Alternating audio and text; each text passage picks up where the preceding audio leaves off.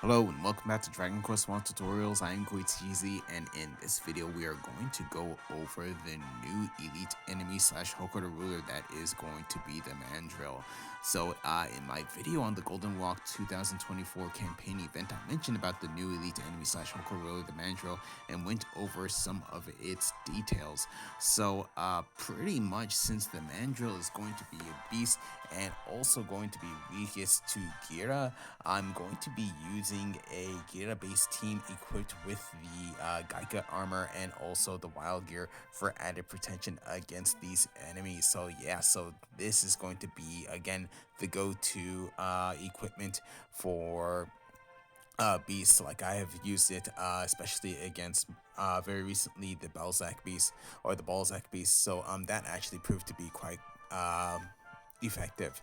So over here I'm going to actually have a ninja. So the ninja is actually going to be equipped with pretty much is the Hellfire greatsword, which is actually meant for the demon swordsman, but here it's going to have the ability Demon Flames Purgatory Slash. So this is going to actually do about 420% Gira weapon damage to all enemies and 32 damage to metal type enemies, but since there are no metal enemies here, pretty much just the damage to the mandrills here. Then over here, this is going to be my guardian in this case, not a high priest, equipped with the angel rod. So here ultra hustle dance is going to be used for healing, and then also using blade dance if I have a chance to increase the attack power of my characters. So that's going to actually help quite a bit. Then over here, I'm actually going to be using a weapon that I have not used in quite some time. This is going to be the Champion's Axe. So this is going to actually have the attack called Strike of All Creation. And what this does is that it does 330% Gira weapon damage to all enemies. So yeah, with this, pretty much should do some pretty good damage. Hopefully, especially with this being a God Hand, with the attacks here, especially with God Rage, this should actually do some okay damage, especially if I actually do get some attack boosts from Blade Dance. Then over here with my Archmage, I'm going to have on the Hail Mirror. This is actually going to have the ability called Gira Glade. This is actually going to work out quite well since Gira Glade does Gira damage, and it also does has a rare chance to do follow-up Dane damage to the enemy. So Dane is also another attribute that the mandrills are going to be weak to. So this should actually be a very effective weapon for this battle. So with that said, if you want to know more about this team, you can look down in the video description down below. But now I actually want to go over the mandrills in terms of their abilities. So going to be right over here. So this is going to be the level 55 Hokora. So yeah, this one I actually have tried out. It actually is if you're not equipped with the wild gear and the Gaika armor, this is going to actually be quite difficult. But with the team that I have on, this should actually be okay. So over here, you're going to see information about this. So in terms of the effective skills, all of them are going to be available. So weapon, physique, spell, and also breath damage. Then here, you're going to have the attributes that's going to be weak to or weakest to. So Gira, Dane, Dorma, Io, and also Jibaria. But in this case, I'm going to be using Gira for this battle. Then in terms of the Hokora, in terms of the conditions, I cannot use any items in this particular Hokora. So that's actually going to be no problem. But in terms of the Mandril, like I said, it's going to be a beast type enemy. Since there are going to be 3 of them in battle, the one in the middle is going to usually has the most, so that's going to have around 120,000 HP, while the ones on the sides are going to have about 103,000 HP. They're going to have 2 to 3 actions per turn, though that's actually going to depend on who you take down first. So normally they're going to just have 2 actions each, but if either of the ones on the sides actually fall during battle, the Mandrill in the middle is going to get an extra attack, so 3. Then, like I said, going to be weakest to Gira, Dane, and Dorma, plus Io and Gibardia as well. So its main ability or strongest ability is going to be called Ikiritate Tobi Katkata, which is going to be Raging Leap. So this does around 550 physical damage to one character.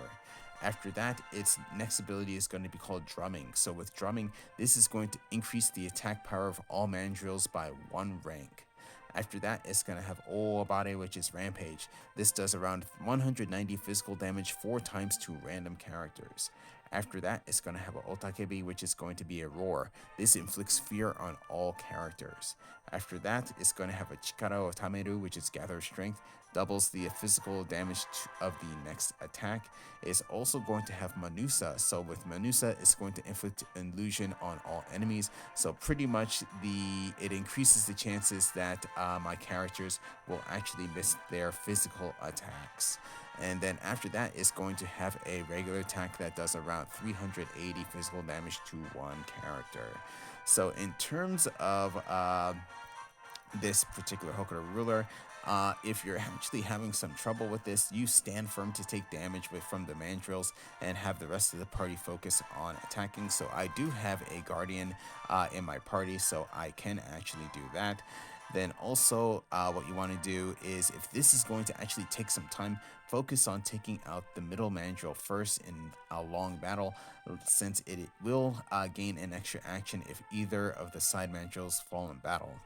After that, you want to equip the Gaika armor and wild gear in order to lessen the damage from beast type enemies, and then also equip souls and soul pearls that give you resistances and also damage boost to beast type enemies.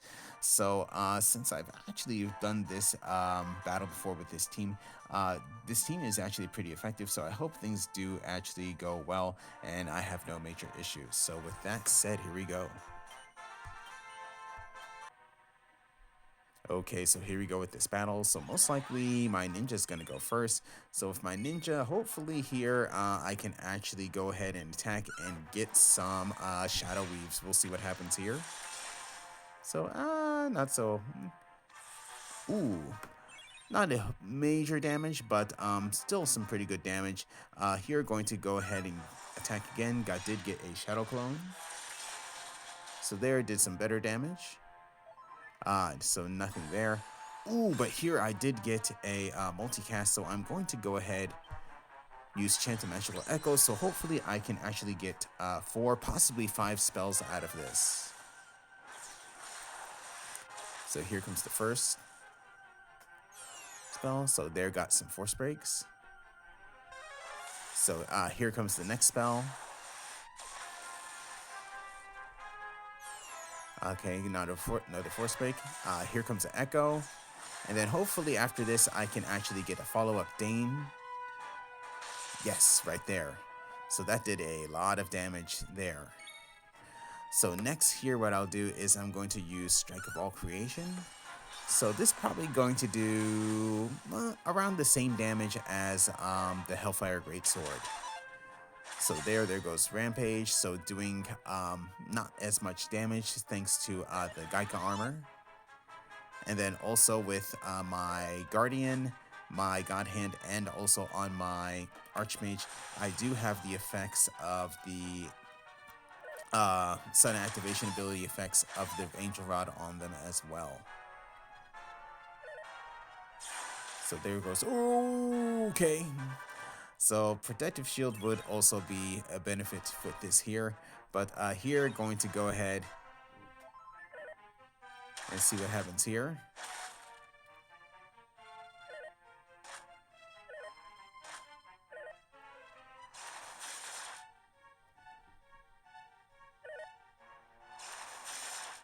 Okay, so there my ninja was taken out.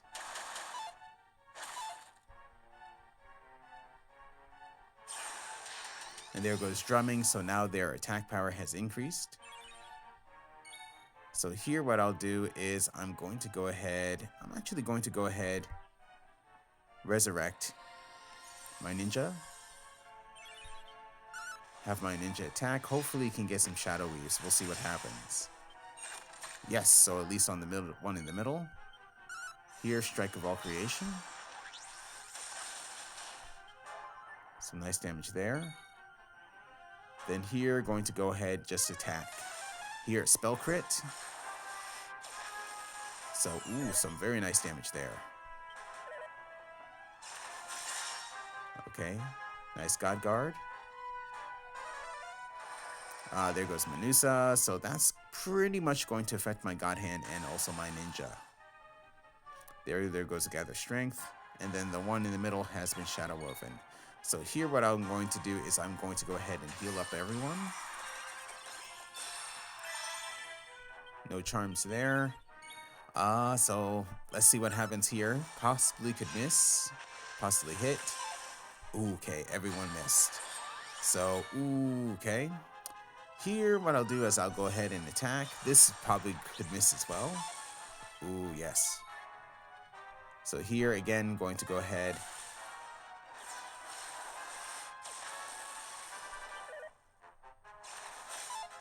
Okay, missed there. And, ooh, wow. I really lucked out with that. And, ooh. Angel Rod is definitely good here. And nice guards and misses. Wow.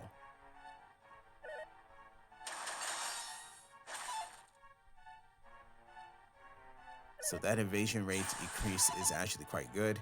There, okay, so it looks like, in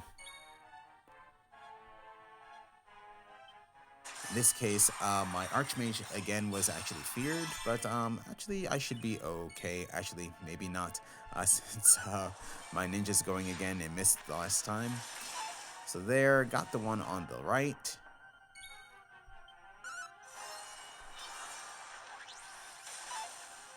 There, got the one in the middle. Okay, missed there. There, Gather Strength.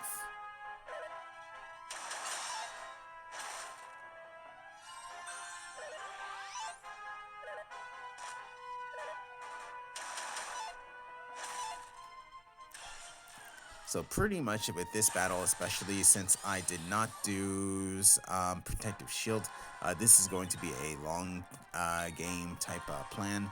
But since I do have the Gaika armor and the Wild Gear on, I'm not taking as much damage. So that's actually working to my benefit.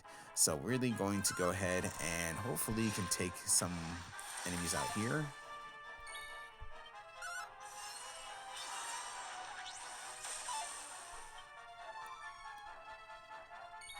Okay, so here what I'll do is I'll go ahead and attack. So still around, and did get some force breaks.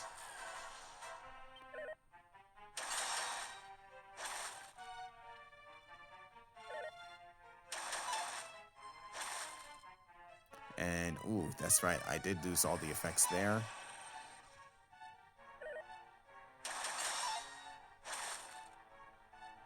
So probably one more attack.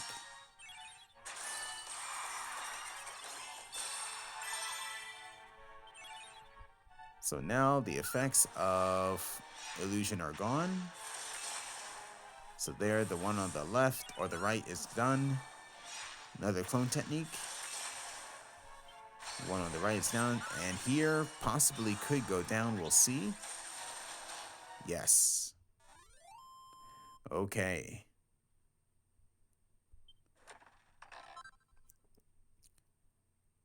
So this Hokora is worth 24,276 XP. So this is a yellow soul, and here I got a D. Okay, so that was my battle against the Mandril. So in this case, things actually did work out well. So the one thing that I'd say I kind of messed up on was not using Protective Shield. Like, I didn't really think about using Protective Shield for one, Fear and also Manusa. So those are two very annoying status or debuffs.